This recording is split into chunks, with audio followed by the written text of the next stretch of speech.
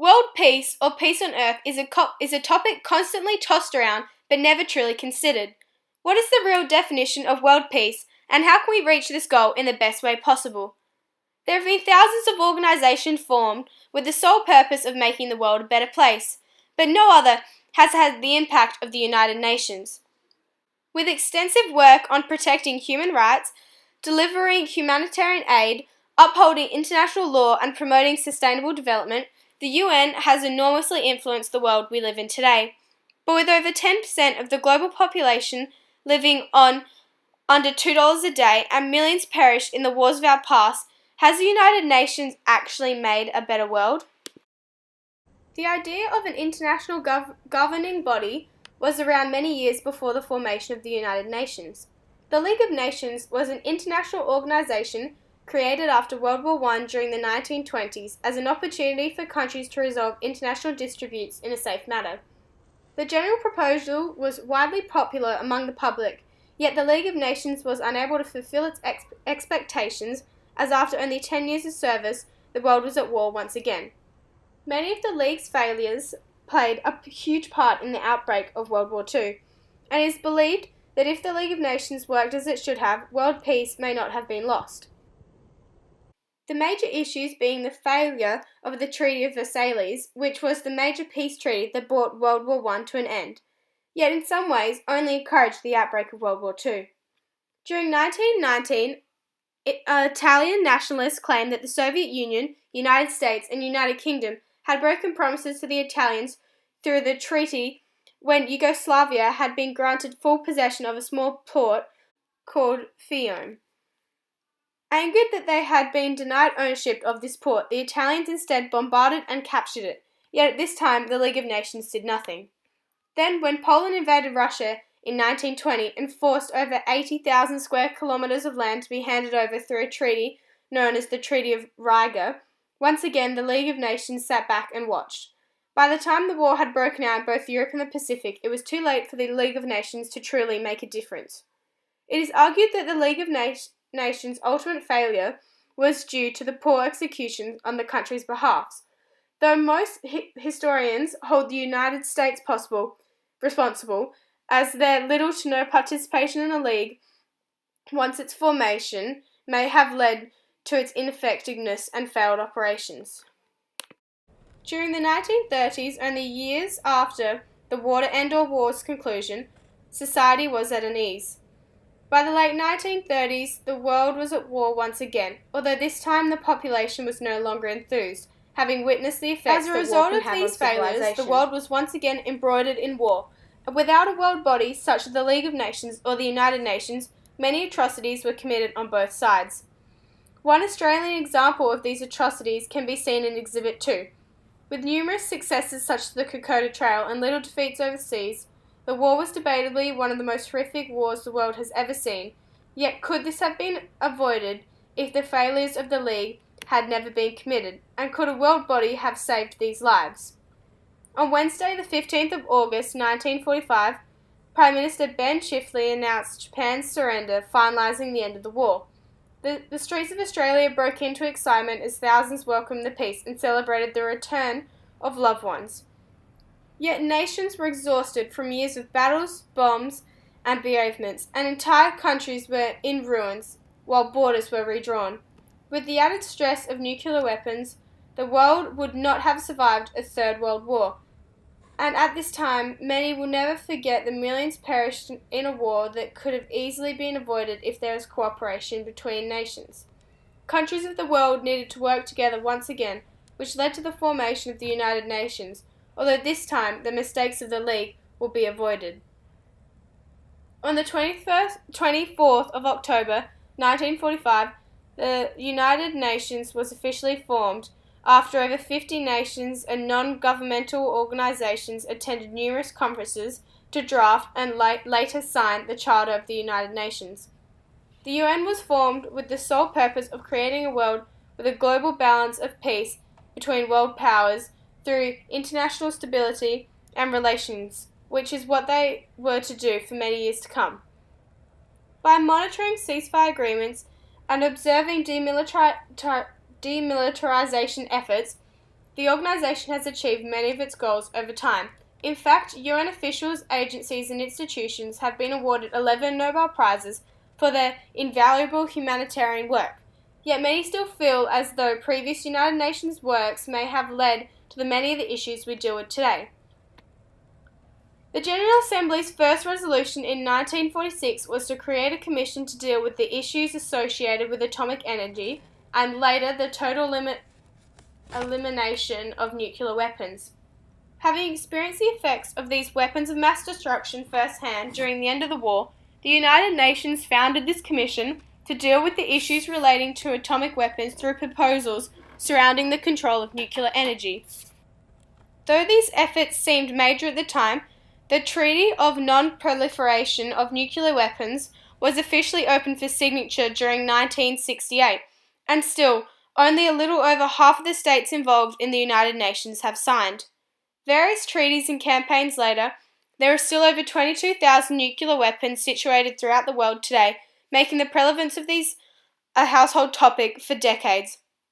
With atomic weapon-related problems involving Iran and North Korea today, it is clear that the United Nations have failed in their attempt to reduce the production of nuclear technology.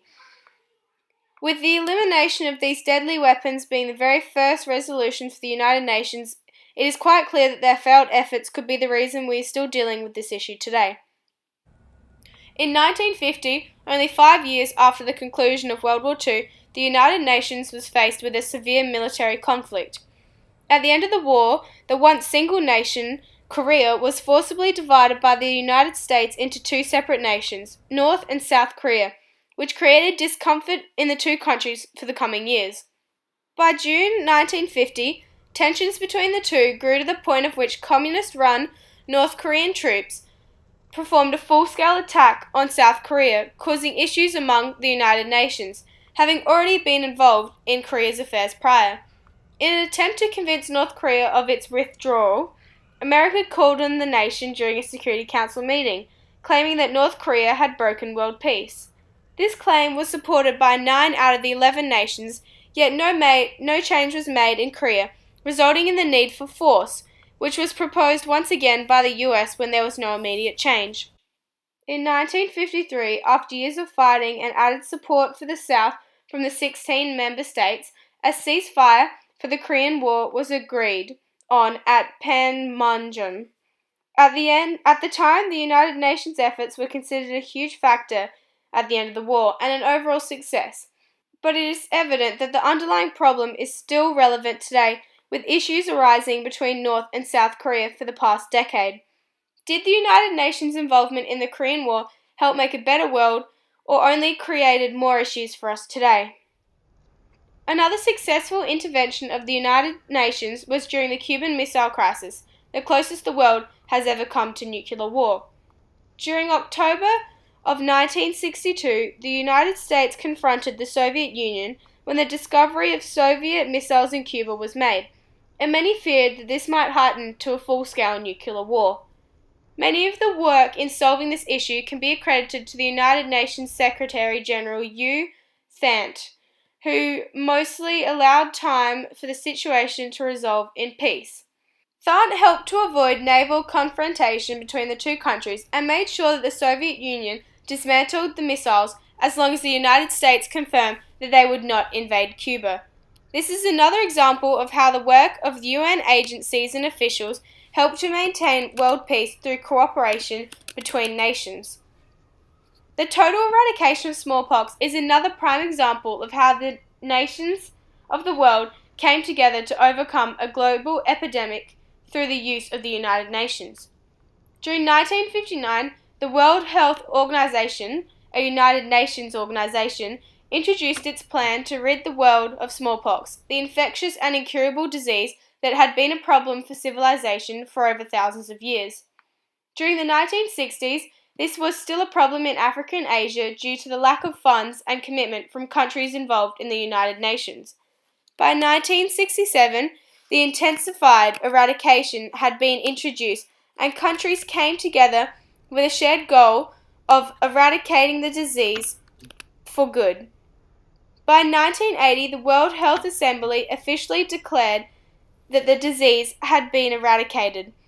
It is evident that through time and commitment, the United Nations have been able to come together to solve many of the issues that have faced society. Possibly one of the UN's most successful acts would have to be its implementation of the Montreal Protocol, which is still significant today. After extensive scientific research and protest, it was finally concluded that various commonly used chemicals were having devastating effects on the ozone layer, resulting in the need for global cooperation like never before. On March 22, 1985, 28 countries met at the Vienna Convention for the Protection of the Ozone Layer and together drafted the Montreal Protocol on substances that deplete the ozone layer. The treaty outlined the need for a timetable that would eventually phase out the use and consumption of the ozone layer depleting substances, and would later become the first treaty in the history of the UN to receive universal ratification. Many believe that one of the United Nations' greatest failures would be its inaction and failed prevention of the 1994 Rwandan genocide. During 1991, the East African country of Rwanda was faced with a civil war. The United Nations Assistance Mission for Rwanda was established to end the Rwandan Civil War. A few years prior, a UN peacekeeping mission was introduced into Somalia with the purpose of providing humanitarian aid for the distressed population. Although after dozens of peacekeepers were horrifically slain in a street fight, the US withdrew all peacekeepers from Africa in 1994.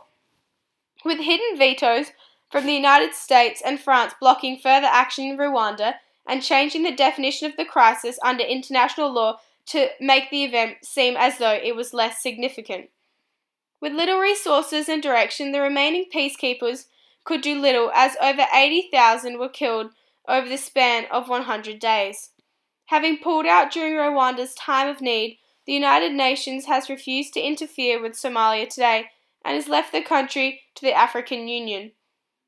To today, the United Nations is still held responsible for failing to prevent the mass slaughtering, and yet civil war is still an issue in Africa today with little intervention from the United Nations. A major fault in the United Nations system is the use of vetoes, constitutional rights to reject proposals made given to particular states employed in the Security Council. The Security Council is mainly responsible for the maintenance of international peace and security and has been in charge of resolving some of society's major issues.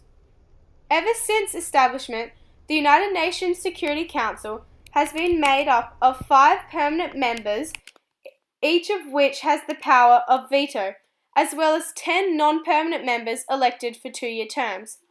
Some of these permanent states, although at the time seemed appropriate, have begun to become irrelevant as some of the world's biggest economies are not even included in these decisions, and those that have no real effect against vetoes.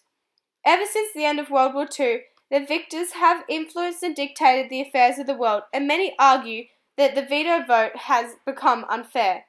Along with this, each amendment and treaty is actually a non-binding recommendation, and it is up to each nation to comply, meaning that there is no real order.